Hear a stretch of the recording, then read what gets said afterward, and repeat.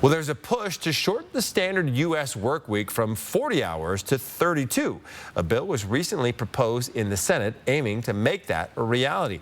The United Kingdom tested this idea and found it to be highly successful, but some critics worry a 4-day work week could hurt businesses. Jen Sullivan looks at the pros and cons.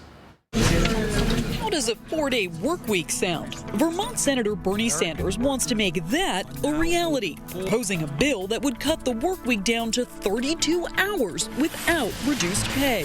The sad reality is Americans now work more hours than the people of any other wealthy nation.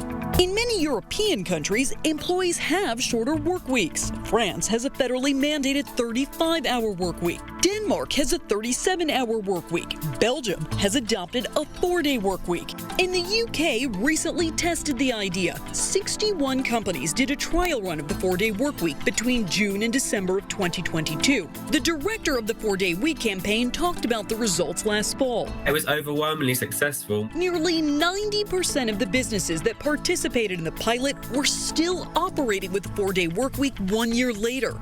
31 of those companies have made the change permanent. When workers have that 4-day week, 32 hours, no loss of pay, they come back into the workplace working much more effectively, efficiently, they're better rested, also more creative. The program also found revenue remained the same during the trial, and in some cases even ticked up slightly.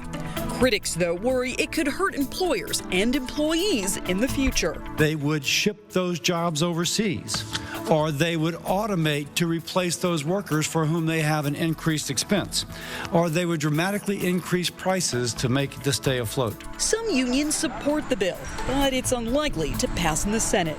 For Consumer Watch, I'm Jen Sullivan.